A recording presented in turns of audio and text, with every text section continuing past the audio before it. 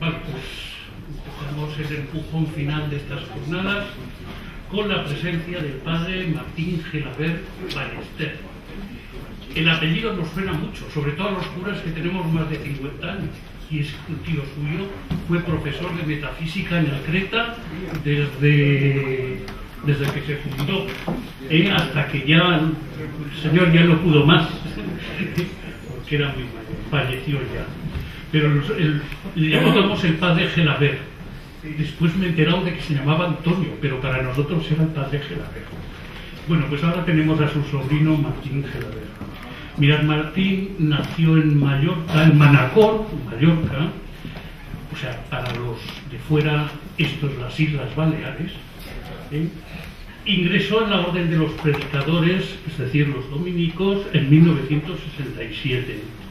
Fue ordenado en Manacor mismo en 1972.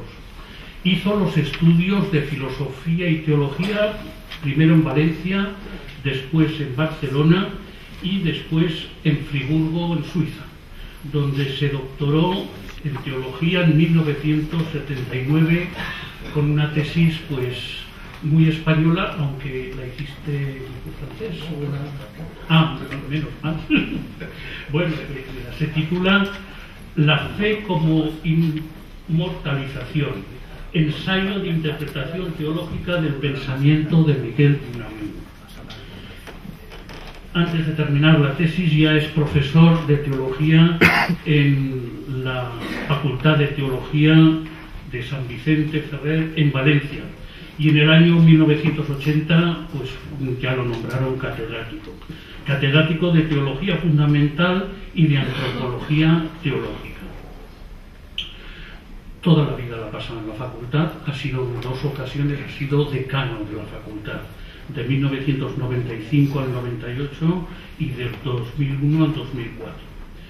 Él en una publicación de hace unos años que se titulaba Panorama de Teología en España, no me acuerdo qué año sería, donde a varios teólogos se les preguntaba un poco cuál era su recorrido, y empieza el padre Gelabert diciendo: yo no soy teólogo, yo enseño teología. Bueno, pues en el año 2004 el maestro general de la Orden de los Predicadores le confirió el título de maestro en Sagrada Teología, que es el máximo honor que la Orden de los Dominicos concede a los teólogos más destacados, teólogos dominicos. Posteriormente, en 2005, ingresó en la Academia de Teólogos de Doctores de España. O sea, es académico de número de la Real Academia de Doctores de España, con un discurso cuyo título fue Hablar de la salvación en la tierra desde la docta ignorancia. Después, más tarde, presentó en la Academia también de Doctores a otro colega suyo, un historiador que ha sido profesor nuestro también en Salamanca, el padre Ángel Martínez Casar, el dominico también. Bueno, pues ha sido, durante todo este largo recorrido, ha sido invitado muchas veces en universidades, centros culturales, tanto de España como de Latinoamérica, para impartir cursos, conferencias, también en Cuba especialmente. Ahora en el mes de marzo vuelve a ir a Cuba a impartir otro curso en el centro Fray Bartolomé de las Casas, en La Habana.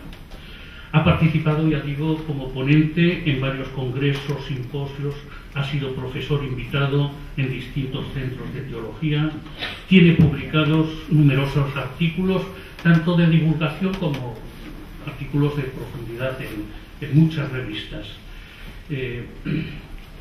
Tiene publicados también 20 libros, algunos de ellos traducidos a otras lenguas.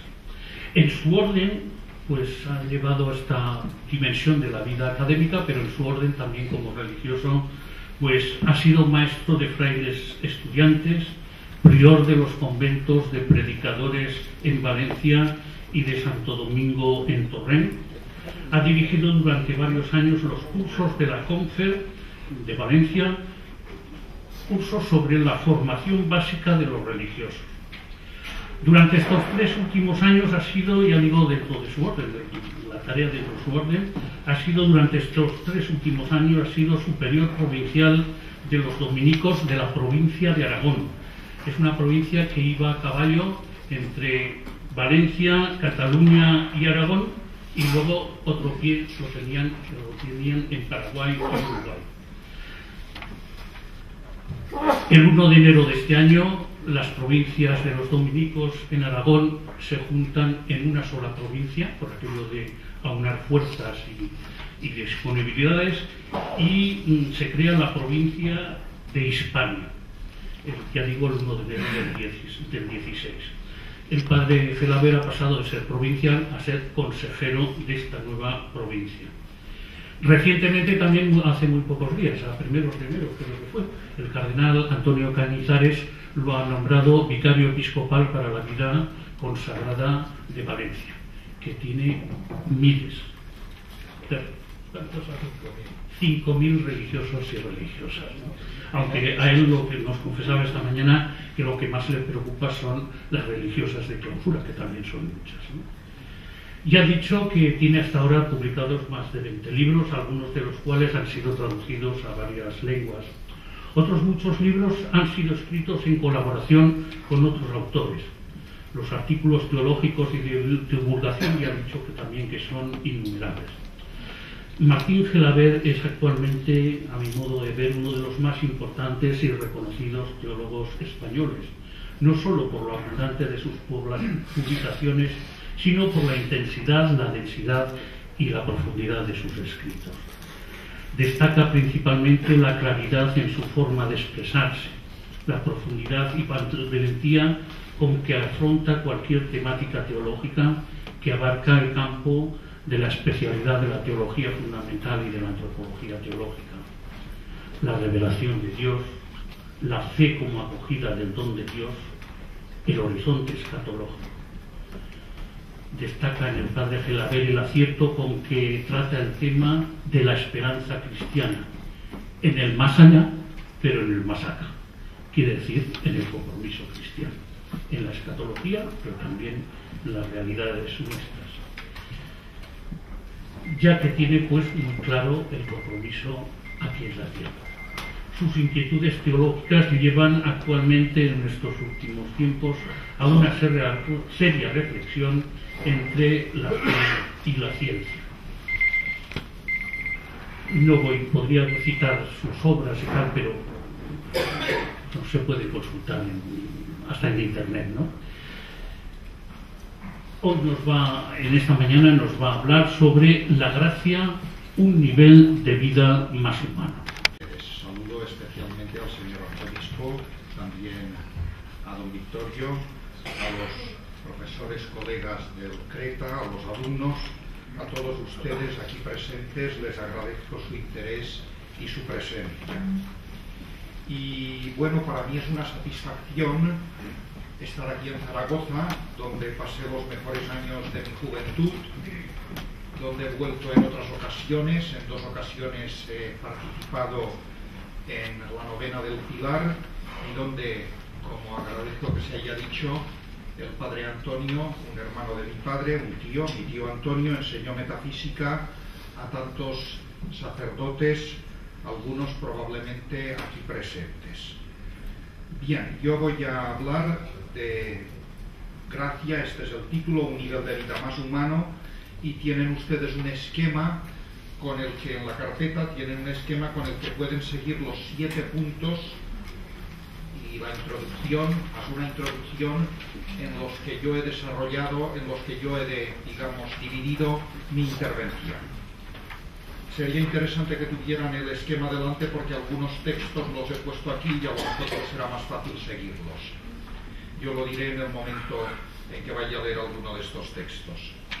Bien, el misterio de la encarnación por el que Dios se hace hombre descarta cualquier asomo de rivalidad entre Dios y el ser humano. En la encarnación encontramos la prueba más grande de la querencia que Dios tiene por el ser humano, pues en el querer ser como el amado está la prueba del amor del amante. hay un texto de Ramon Llull que voy a leer en castellano y que a mí me llamó la atención la primera vez que lo leí. Dice Ramon Llull: quiso ser hombre por amar mucho al hombre, pues más es amado el amado por el amante cuando el amante quiere ser su amado, que si el amante no amase ser el amado, de donde en este amor mayor se demuestra que Dios quiso ser hombre. Hasta aquí la cita de Ramon Llull. Impropia venit, vino a lo suyo, a su casa, dice Juan 1:11. Lo suyo es el hombre. Estamos ante la más perfecta relación nupcial. Dios no viene a algo extraño, viene a lo suyo. Por eso ama al hombre como el marido ama a su mujer, sabiendo que amando a su mujer se ama a sí mismo, pues ama su propia carne. El misterio de la Encarnación, como muy bien dice el Vaticano II, no concierne solamente a Jesús de Nazaret, sino de alguna manera a todo ser humano. A la luz de este misterio, queda claro que cuando Dios y el hombre se acercan, lo humano no queda anulado ni disminuido, sino potenciado y engrandecido. Y tanto más engrandecido queda, como ven, estas cosas que estoy diciendo y otras que voy a decir a lo largo de mi intervención están en plena sintonía con lo que ha dicho antes el profesor Ángel Cordovilla y con lo que yo escuché también en la ponencia que tuve ocasión de escuchar ayer. Pero bueno, aunque nos repitamos algunas ideas, cada uno las dice a su manera y las introduce pues dentro de un discurso con un esquema distinto. Digo que a la luz del misterio de la Encarnación queda claro que cuando Dios y el hombre se acercan, lo humano no queda anulado ni disminuido, sino potenciado y engrandecido. Y tanto más engrandecido queda cuanto más lleno de Dios está.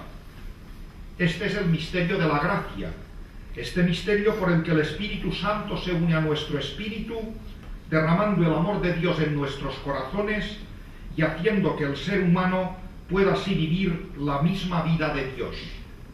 Partícipes, dice la segunda carta de Pedro, partícipes de la naturaleza divina. Esta unión de Dios con el ser humano, que es el misterio de la gracia, transforma a la persona, pero no haciéndola otra, sino haciéndola cada vez más sí misma, cada vez más acorde con su propia identidad y por tanto cada vez más pacificada y reconciliada consigo misma, cada vez más a gusto con su propio ser, más salvada, con más salud y más vida. Gracia es humanización. Dios es factor de humanidad, de verdadera humanidad. Y por eso es también instancia crítica de falsas humanidades. Así se comprende que esta humanización que produce la gracia no es aislamiento, no nos encierra en nosotros mismos, sino que es factor de comunión con el resto de las personas, más aún, con el resto de la creación. Como muy bien ha dicho el Papa Francisco, la persona humana más crece, más madura y más se santifica a medida que entra en relación, cuando sale de sí misma para vivir en comunión con Dios, con los demás y con todas las criaturas. La gracia es comunión y solidaridad. La acogida del amor de Dios tiene repercusiones sociales. Hay un texto del Vaticano II que ha inspirado el título de esta conferencia y que resume muy bien lo que en adelante me propongo desarrollar. La santidad, dice el número 40 de la Lumen Gentium, la santidad suscita un nivel de vida más humano, incluso en la sociedad terrena. La santidad es otra manera de denominar la gracia, la acogida del amor de Dios por el ser humano. La gracia, por tanto, afirma el concilio, suscita un nivel de vida más humano y añade, incluso en la sociedad terrena. O sea, La acción de la gracia va más allá de lo individual, tiene dimensiones sociales que a veces no se destacan suficientemente. A partir de ahora voy a centrarme en estas dos dimensiones de la gracia mutuamente implicadas, su dimensión humanizadora y su dimensión social. Y voy ya con el punto primero del esquema que tienen ustedes delante, que he titulado La creación, primer momento humanizador de la gracia. Ahí comienza la acción humanizadora de la gracia. La acción humanizadora de la gracia, del amor gratuito de Dios, comienza con la creación del ser humano.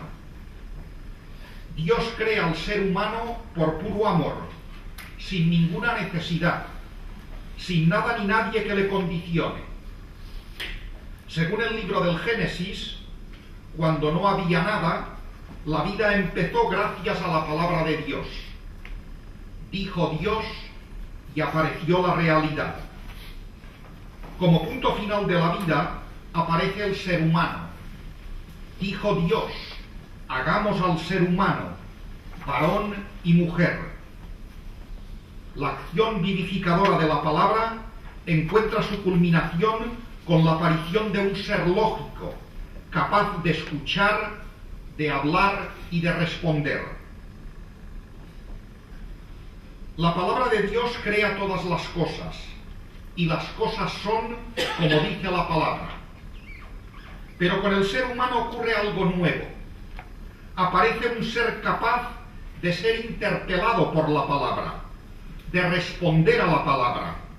Aparece un animal locuente. La palabra es algo más que información. Ella hará posible el encuentro, la relación, la confianza, la confidencia, el intercambio de intimidades, el amor. En la base de todo está la capacidad que tiene el ser humano de ser interlocutor de los demás humanos y de Dios. Esta capacidad hace al homínido humano. La teología dice que con la creación del ser humano, Dios realizó un acto especial. Lo que diferencia al hombre de los demás animales es que ha sido creado por Dios de un modo más específico y directo que el resto de los seres naturales. No solo como un ser que está ahí, sino como un ser que es capaz de pensar a Dios y de hablarle. Desde este punto de vista, y ahí tienen el texto, en este punto 1 de mi esquema, he copiado literalmente el texto que voy a leer ahora y que pueden ustedes leer conmigo. Digo que desde este punto de vista, esta capacidad que tiene el ser humano de pensar a Dios y de hablarle, me parece impecable lo que escribe Joseph Ratzinger. Dice el teólogo, hay que distinguir al teólogo del Papa, bueno, el teólogo Joseph Ratzinger. A partir de aquí, dice Ratzinger, podemos establecer realmente un diagnóstico sobre la forma en que se produjo la hominización. El barro se convirtió en ser humano en el instante en el que un ser logró por primera vez formarse, aunque fuera borrosamente, la idea de Dios.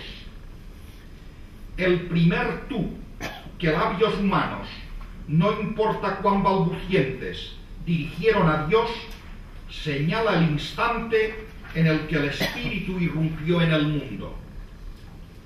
Ahí se pasó el Rubicón del proceso de humanización. Pues lo que constituye al ser humano como tal no es el empleo de armas o del fuego, ni la invención de nuevos métodos de crueldad o de obtención de beneficios, sino su capacidad de relacionarse directamente con Dios. Ahí radica la razón por la que es imposible que la paleontología fije el instante preciso de la hominización.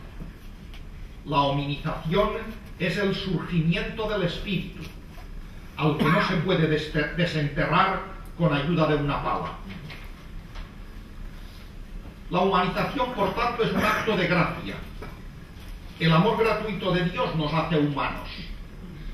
el paso del homínido al humano no es solo resultado de un proceso evolutivo, sino también resultado de una interpelación divina, una interpelación que sin duda es indetectable por la ciencia. Es resultado de una palabra escuchada y de una palabra respondida. Por eso Tomás de Aquino definía la creación como relación. Esto es creación, relación. Ahí tienen el texto de Santo Tomás, al final de este esquema, en el punto 1. Decía el santo: la creación no es en la criatura más que una relación al Creador, como al principio de su ser. Cuando hay diálogo, cuando hay relación con Dios, hay ser humano. Y paso a este segundo punto de mi esquema. Este acto humanizador es además liberador. He aquí otro proceso de humanización. Primero la creación, luego la libertad. Dios hace posible la aparición del ser humano. La creación es humanizadora por un doble motivo, pues el don de la vida va unido al don de la libertad. En efecto, cuando crea a este interlocutor, que es el hombre, Dios lo hace sin ninguna necesidad, sin ningún interés. La creación del ser humano es un acto totalmente libre y por eso es liberador. Dios, al crear, no puede buscar su propio bien, porque ya lo posee en plenitud. Al crear, busca el bien del amado. Cuando Dios ama a los hombres, no les ama por lo que los hombres son. Eso sería amarles para su propia satisfacción. No. Dios ama porque Dios es así. Un amante que no puede más que amar. Un Dios que lleva la relación como elemento constitutivo de su ser. Me ama como soy, pero no me ama por lo que soy. La razón de su amor está en Él mismo. Dios me ama porque es Dios. Dios es iniciativa de amor hacia su creación, porque Él es comunión interpersonal, iniciativa de amor en sí mismo. Solo cuando uno puede decir, no te amo por lo que me puedes dar o por lo que te puedo sacar, te amo porque deseo lo mejor para ti. Solo entonces estamos ante un amor gratuito en el que se vive la alegría del don. Según la versión latina de la Biblia conocida como Vulgata, el Salmo 15 dice así: Deus meus es tu, cuya bonorum meorum non ages. Dicho en castellano, tú eres mi Dios porque no necesitas de mis bienes. Es la versión de la Vulgata, evidentemente, pero es interesante, por eso la cito aquí. Tú eres mi Dios porque no necesitas de mis bienes. Un Dios que necesita de mis bienes es un aprovechado y un pobre indigente. Precisamente porque no necesita nada mío, su amor es puro y seguro. Porque si necesitase algo mío, si me pudiera sacar algo, siempre se podría sospechar que me ama por interés. Pero no, Dios no quiere quitarme nada, porque no necesita ninguno de mis bienes. Si me ama, eso significa que su amor es totalmente gratuito. Un Dios que ama así es seguro y fiable. La fidelidad de Dios hacia mí depende solo de Dios, no depende de mi respuesta. Por no necesitar, ese Dios amante no necesita ni siquiera de mi agradecimiento, aunque lo busca y lo quiere, pero no lo necesita. Eso es amar gratis. El amor es tanto más auténtico cuanto más gratuito es. Por eso el amor de Dios es de una pureza total. Nuestros amores siempre son imperfectos y necesitan purificarse día tras día. En la medida en que vivimos la gratuidad como la más auténtica dimensión de lo humano, en esa medida nos asemejamos a Dios. Y en esa medida crecemos en humanidad y contribuimos al crecimiento de todas aquellas personas que son beneficiarias de nuestra gratuidad. Este acto liberador y desinteresado de Dios es una consecuencia directa de su todo poder y de su todo tener. Solo un ser todopoderoso puede crear seres libres. Dios crea seres libres porque al crear no pierde nada. En cierto sentido, cabe decir que el hombre no le debe nada, porque no le quita nada. Si al crear Dios perdiera algo de su poder, entonces el hombre no sería independiente porque sería deudor de Dios.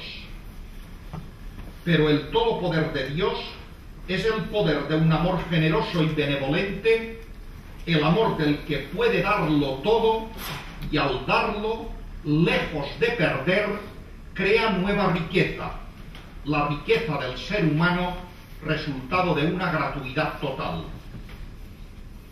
Al hacer libre al ser humano, Dios pone la base imprescindible para que el humano pueda amarle. Voy al punto tercero de este esquema. El acto humanizador es divinizador. Según el libro del Génesis, Dios creó al ser humano a su imagen.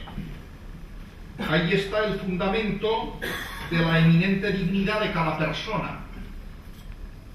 El hombre es una criatura, pero lleva en lo más profundo de sí mismo una apertura infinita a Dios. Esta criatura finita, que es el ser humano, está habitada por un deseo de infinito, y este deseo es constitutivo de su ser. Precisamente porque es constitutivo de su ser, es posible encontrar trazas de esta realidad en la experiencia humana. Dicho de otra manera, la imagen de Dios en el ser humano explicaría un dato antropológico que, fuera de la perspectiva de la fe, parece desembocar en el sinsentido. A este dato antropológico y a su respuesta de fe se refiere el Vaticano II cuando dice: todo hombre resulta para sí mismo un problema no resuelto, percibido con cierta oscuridad. Para decir eso no hace falta ser creyente ni ser cristiano. Eso es un dato antropológico. Toda persona es un problema no resuelto para ella misma, percibido con cierta oscuridad este problema a veces. A este interrogante ahí viene una respuesta, que ya se da desde la fe. Texto del Vaticano II, sigo leyendo. A este interrogante solo Dios da respuesta plena y totalmente cierta. Desde la perspectiva de la ciencia, hay quien habla de desajuste de lo humano. El cerebro humano, nota Arthur Pick, uno de los mejores especialistas en el diálogo fe-ciencia anglicano.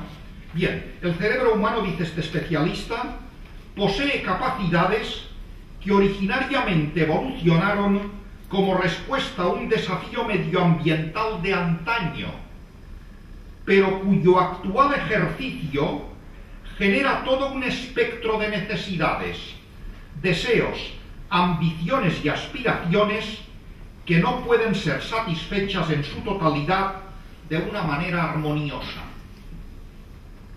Hay un desajuste, una contradicción en el ser humano que no se constata en los animales.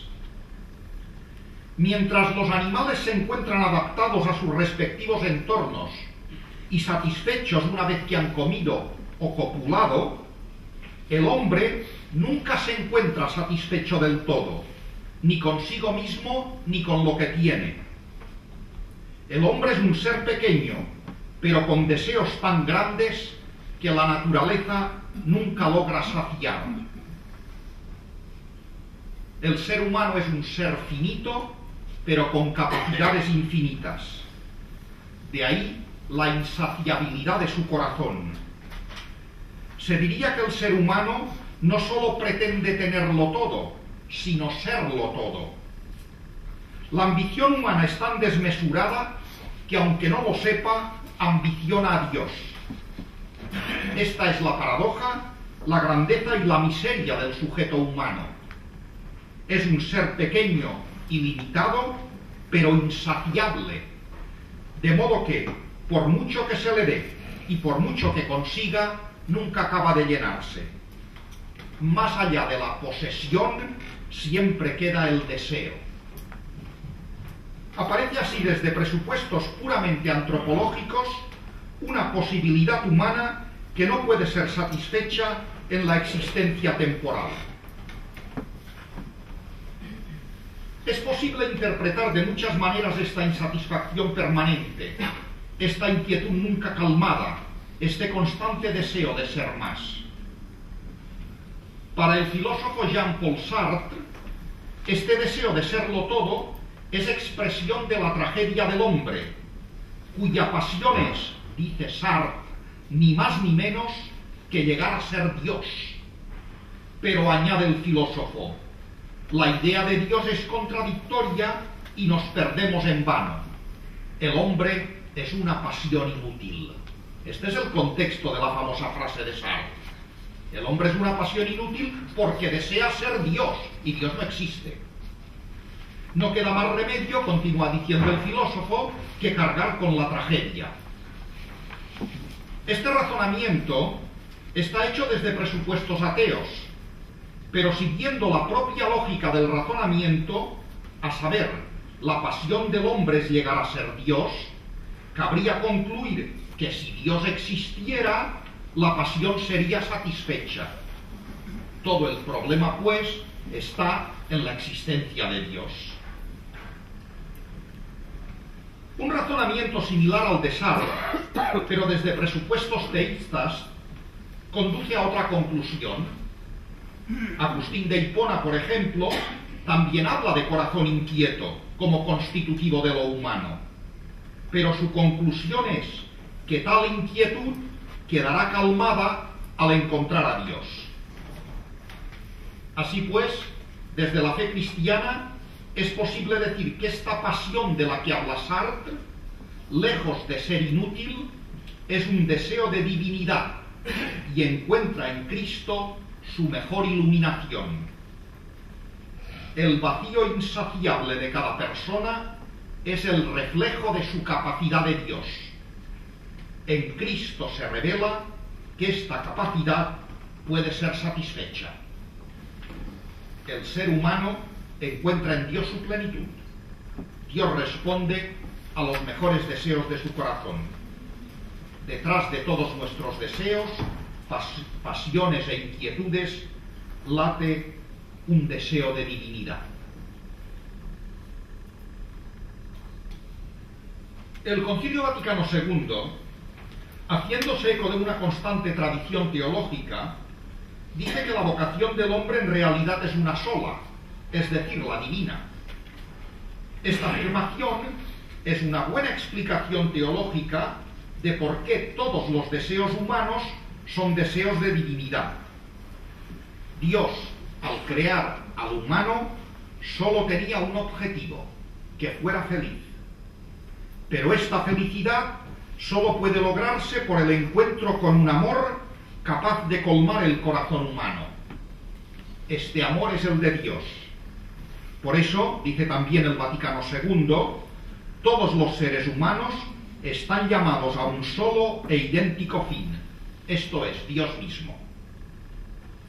El acto humanizador de Dios en su creación es también un acto divinizador, puesto que el ser humano creado por Dios ha sido hecho también para Dios.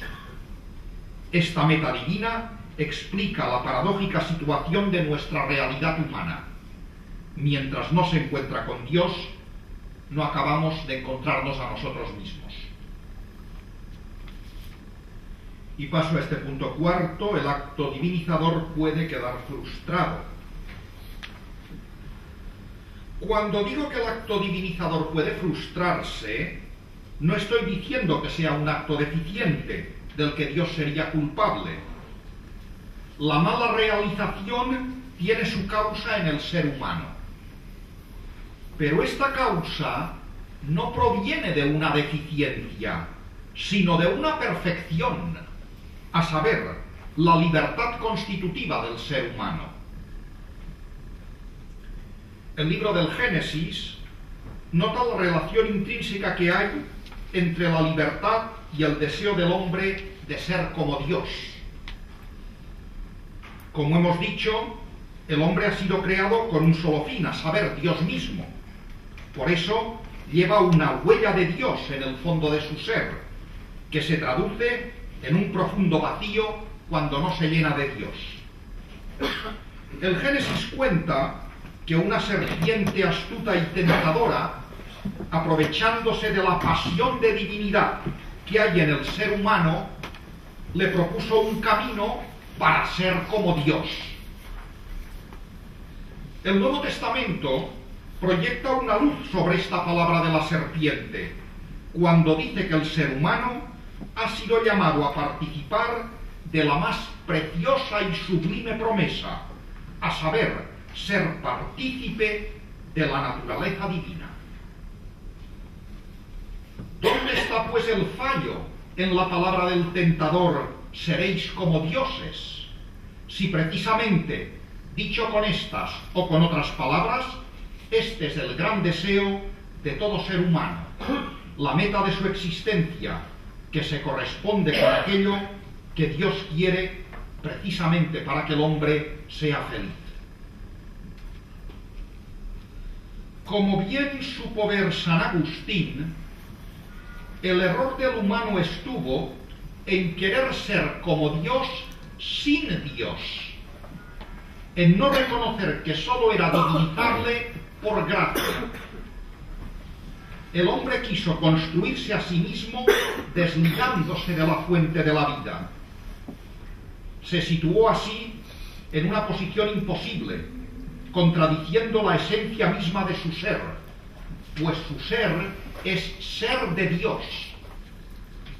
Cuando el hombre quiere ser, prescindiendo de quien le da la vida, en vez de encontrarse se pierde. Como dice Kierkegaard, al perder a Dios se pierde el yo. Carecer de Dios es carecer de yo.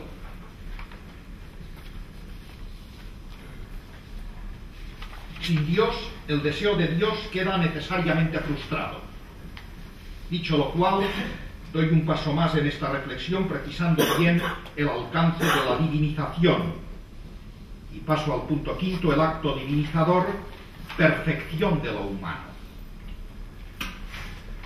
Cuando decimos que el ser humano ha sido hecho para Dios, o cuando la teología habla de la gracia como divinización, este ser hecho para Dios, o este ser divinizado, debe entenderse no como una anulación de lo humano, sino precisamente como su perfección. El Evangelio lo expresa mediante esta paradoja: el que se busca a sí mismo se pierde, porque la vida se encuentra al entregarla. No se trata pues de perder la vida en el seguimiento de Cristo, sino de encontrarla. El secreto está en la entrega. Puede parecer una pérdida, en realidad es la máxima ganancia. Por eso se hace necesario encontrar una explicación de cómo el espíritu se une a nuestro espíritu, o de cómo nuestro espíritu se entrega al espíritu con mayúscula, y en esta unión de espíritus el nuestro es más nuestro que nunca.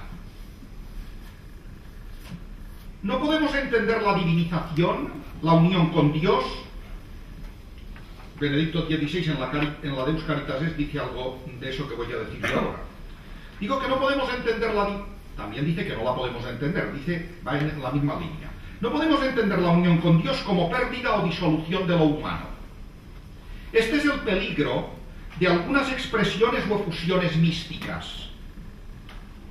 Hay que huir de comparaciones que vayan en esta dirección.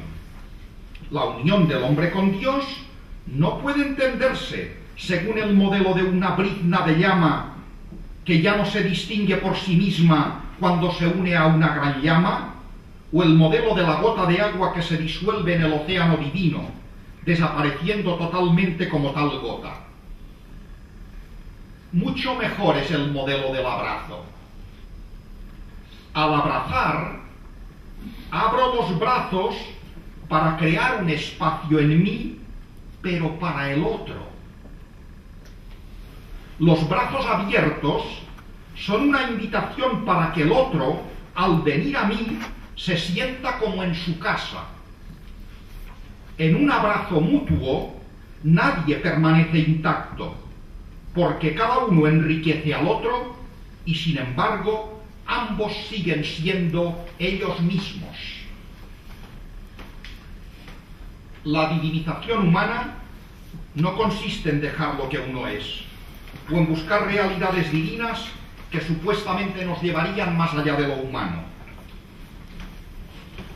Hablando de la imitación de Dios, que sería lo propio de un ser creado a imagen y semejanza de Dios, Tomás de Aquino se plantea un problema y ofrece una respuesta que resulta orientadora para entender que al divinizarnos, Dios nos humaniza. El problema sería: la naturaleza divina no puede estar limitada por ninguna realidad material, que por definición es finita.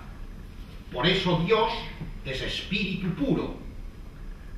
Parecería, pues, que la imitación de Dios por parte del hombre consistiría en abandonar un elemento constitutivo de su ser hombre, como es la corporalidad. Así se asemejaría más a Dios. Esta sería la dificultad a la que Santo Tomás responde que de eso nada.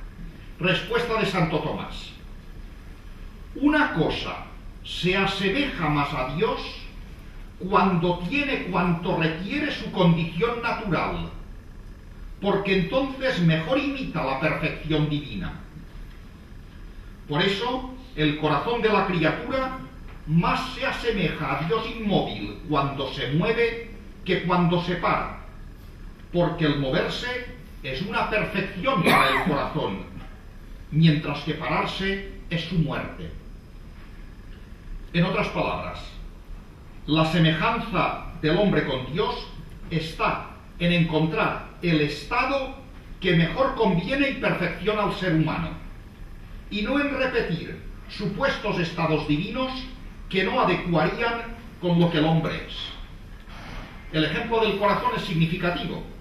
Quizás para Dios el moverse, según esta teología de corte aristotélico, quizás para Dios, el moverse, o sea, el cambio, puede parecer una imperfección, pero para el hombre el moverse es una perfección, y de lo que se trata es de la perfección. Para ser como Dios, el humano debe realizar lo que le perfecciona, lo que le hace más humano. En un lenguaje más pastoral, pero yo diría que en la misma línea de Santo Tomás, los obispos latinoamericanos, aquí en el punto quinto tienen el texto que voy a leer de estos obispos, inspirándose además en Pablo VI, escribieron, tienen el texto enterito ahí en mi izquierda.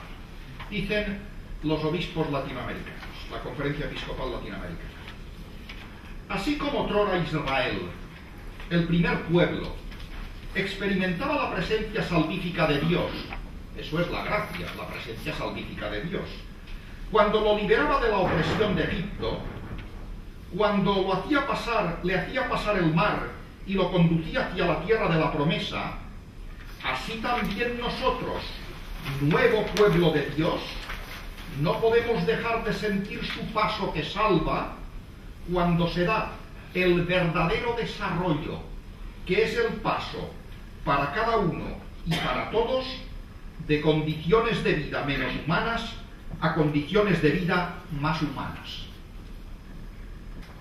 El texto de los obispos habla de presencia salvífica de Dios, pero eso es exactamente lo que la teología entiende por gracia. La gracia, pues, aparece cuando se dan condiciones de vida más humanas. Por el contrario, el pecado, lo opuesto a la gracia, se hace presente en las condiciones de vida menos humanas. Los obispos latinoamericanos, ahí está la continuación del texto que tienen en el esquema, explicitan lo que pueden ser condiciones de vida más y menos humanas. Podemos leer el texto, lo voy a leer yo. Dice: menos humanas, las carencias materiales de los que están privados del mínimo vital y las carencias morales de los que están mutilados por el egoísmo. Menos humanas, las estructuras opresoras que provienen del abuso del tener y del abuso del poder, de las explotaciones de los trabajadores o de la injusticia de las transacciones. Más humanas, el remontarse de la miseria a la posesión de lo necesario, la victoria sobre las calamidades sociales, la ampliación de los conocimientos, la adquisición de la cultura.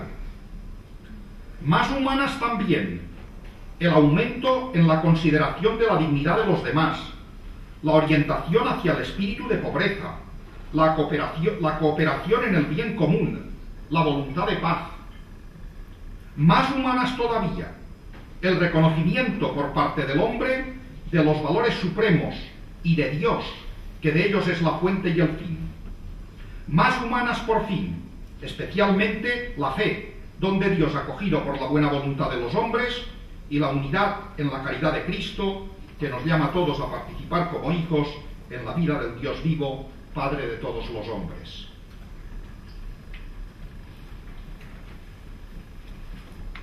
En suma, gracia es Dios que ama y salva, pues todo auténtico amor quiere lo mejor para el amado. Por eso la salvación, lejos de alienarnos, nos hace ser lo que de hecho somos y nos orienta en lo mejor de nosotros mismos. No puede haber oposición entre lo que el hombre es y lo que Dios le hace ser, pues Dios precisamente le hace ser lo que es. Dios es una idea forjadora de identidad. Con Dios nos orientamos hacia nuestra verdadera identidad, hacia nuestra propia verdad. Y nuestra verdad es que al estar hechos a imagen y semejanza de Dios, estamos hechos para la comunión. De ahí que al hacernos más humanos, la gracia nos abre a los demás, hace de nosotros sujetos solidarios, seres que se realizan en el amor a Dios y al prójimo. A todos los niveles, no solo personales e individuales, sino también colectivos e institucionales. Y de esta acción de la gracia en lo colectivo e institucional trato ya en mi siguiente apartado, que es el penúltimo, punto 6, gracia, estructuras sociales y progreso temporal.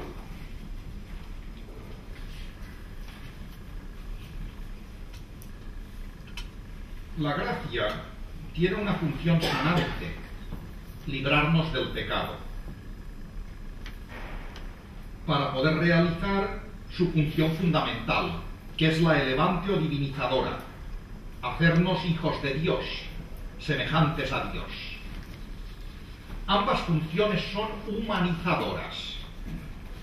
La sanante, porque el pecado rebaja al hombre, impidiéndole lograr su propia plenitud.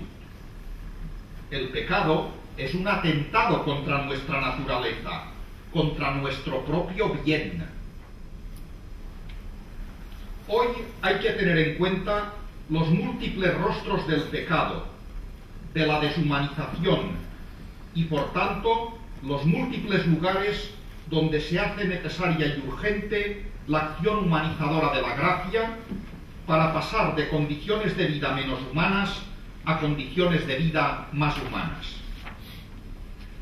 A estos múltiples rostros del pecado aluden las nuevas adjetivaciones con las que modernamente el mismo magisterio ha calificado el pecado. Voy a dar una serie de adjetivaciones sacadas del Catecismo de la Iglesia Católica, de Juan Pablo II y finalmente del Papa Francisco. Crímenes contra Dios y contra el hombre. Pecados que claman al cielo. Pecado estructural, Juan Pablo II, Solicitud Rei Socialis. Pecados contra la creación, Francisco en la Laudato Si.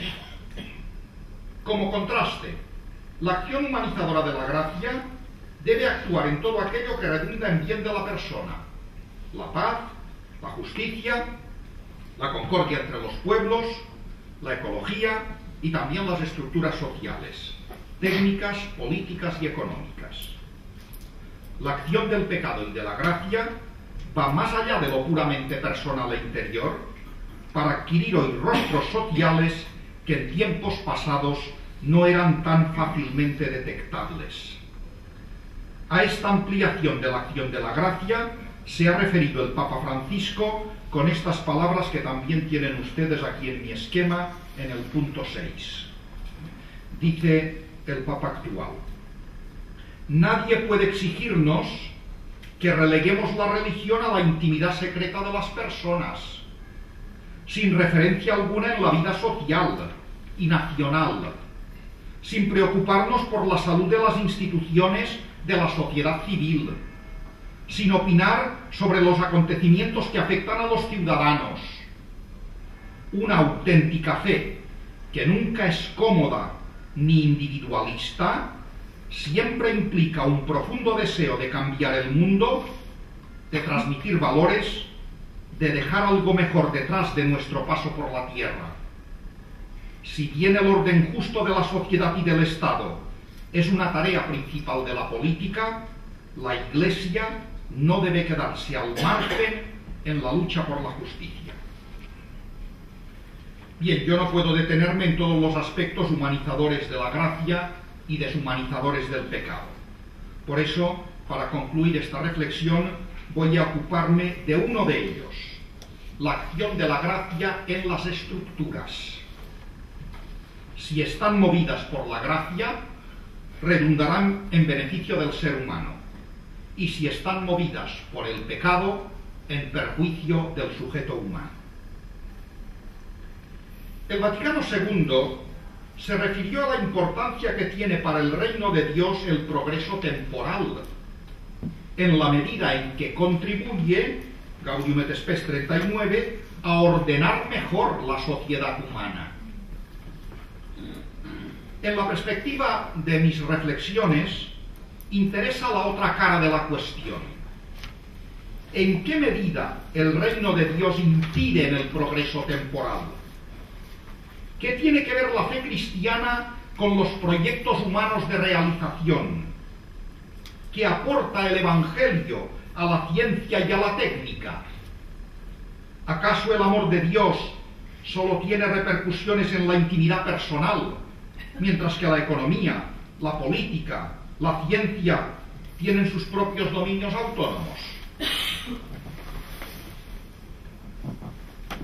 Todo proyecto de liberación, toda mejora social y todo avance científico que contribuye a mejorar las relaciones entre los seres humanos es transmisor de gracia. En tales realidades, Dios nos sale al encuentro. Ahora bien, si tales proyectos pueden ser el punto de inserción de la gracia, pueden también escapar a sus exigencias de universalidad, ausencia de discriminación y superación. En este sentido, todos los proyectos humanos son ambiguos. Pueden servir para bien y utilizarse para mal. Por eso la gracia los confronta con las exigencias del amor de Dios revelado en la cruz de Cristo. Todos necesitan ser iluminados por la luz del Evangelio. Así la gracia actuará para suscitar tales proyectos donde faltan, para estimularlos donde duermen, para rectificarlos donde se desvían, y siempre para elevarlos con su suprema inspiración, lo que significa excluir toda discriminación, toda manipulación, toda esclavitud, todo egoísmo, todo aquello que no se ordena a lograr más justicia, cito Gaudium et Spes 35, a lograr más justicia, más fraternidad, mayor fraternidad y un más humano planteamiento en los problemas sociales. El hombre de hoy es capaz de planificar y realizar grandes cosas. En esta medida, el campo de acción de la gracia, pero también el campo de acción del pecado, es cada vez más amplio. Lo que la gracia pretende es liberar al hombre del pecado de la humanidad y del pecado personal. Esta liberación exige hoy que se desvelen las formas concretas que reviste el pecado en la vida individual y social, así como el poner en práctica todos los recursos que pueden favorecer las formas auténticas de la existencia humana. La predicación de la gracia es más necesaria que nunca. El Evangelio no entra a discutir cuestiones técnicas u organizativas. El problema de las dimensiones de una empresa o de la mayor o menor centralización política es un tema técnico y no ético. Otra cosa es la mentalidad que a veces invade a las instituciones y la tendencia de muchos organismos a agotar toda la problemática de las relaciones humanas. Más aún, hoy el problema de la técnica y de la economía es que suelen estar al servicio del poder. Y el poder, como escuchamos este pasado domingo, se ve que es lo propio del diablo, que lo reparte entre sus amigos. Eso decía el Evangelio, todo eso es mío y yo se lo doy a quien quiero, o sea, a los que amo. Bien, vale, el problema de la, en serio, de la lo otro también es serio, pero bueno, de la técnica o de la economía es que suelen estar al servicio del poder y pueden convertirse así en instrumentos de desgracia, de enriquecimiento excesivo de unos pocos, de excesivo control de las personas, en definitiva, de deshumanización. Tampoco la política es la solución de todos los problemas. Pobreza, inmigración, paro, tragedias familiares, pueblos empobrecidos. ¿Quién pone límites al poder? ¿Con qué criterios se rige la economía? La eficacia puede ser inhumana, injusta, opresora. Por eso la ciencia y la política deben ser conscientes de sus límites y tomar opciones inspiradas por un humanismo. Y aquí interviene la gracia. La ciencia y la técnica no son malas. Lo son en cuanto se convierten en fundamento de sí mismas, se cierran sobre sí mismas y se erigen en principio único y determinante de todo lo demás. Como preguntaba Benedicto XVI, ¿es legítimo hacer todo lo que es posible hacer? En ciencia, por ejemplo, pues si es legítimo hacer todo lo que es posible hacer, acabamos en la bomba atómica. Cuando así ocurre, cuando se cree el criterio último de todo, la ciencia y la economía, el hombre se pierde como apertura a los demás y a Dios y anticipa su desgracia. En suma, el Evangelio de Cristo no solo ofrece sentido a la vida, ilumina también las realidades sociales, políticas, económicas, técnicas, laborales, ecológicas, en la dirección del auténtico bien del ser humano. Y se convierte además en instancia crítica de toda injusticia. De modo que la gracia transforma todas las dimensiones de la persona, de la historia, de la sociedad y del mundo. El hombre ilustrado y desarrollado de hoy puede llegar muy lejos, para mal y por suerte para bien. Y concluyo con este séptimo y último punto que hemos titulado, o que he titulado, Cristo el hombre perfecto. Este apartado final podría haber sido nuestro apartado inicial. En cualquier caso, la consideración de Cristo como hombre perfecto es la clave para entender cualquier consideración sobre la acción humanizadora de la gracia. En él se unen indisolublemente la plenitud de gracia y el nivel de vida más humano. Cuando el Vaticano II califica a Jesús de hombre perfecto, está dando un paso adelante en relación a lo que decía el Concilio de Calcedonia. Cristo no es sólo perfectamente humano, verdadero hombre, es también la perfección de lo humano, el hombre que Dios desde siempre ha querido y buscado. En la humanidad de Jesús, Dios se ve reflejado. Pero precisamente por esto, la humanidad de Jesús es la humanidad más lograda, más acabada, mejor realizada, la que se corresponde totalmente con el proyecto de Dios.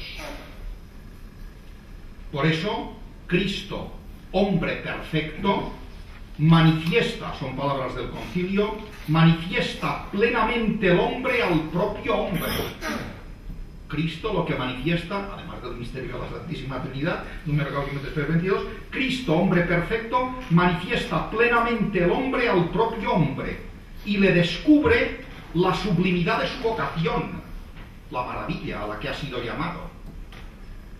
Mirándole a él, sabemos por tanto a qué atenernos para realizar la imagen de Dios con la que todos hemos sido creados.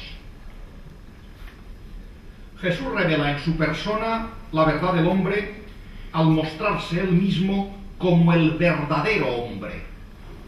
Insisto, no se trata solo de que Jesús haya sido humano, semejante en todo a nosotros, aunque esto sea necesario para mantener la verdad de la encarnación.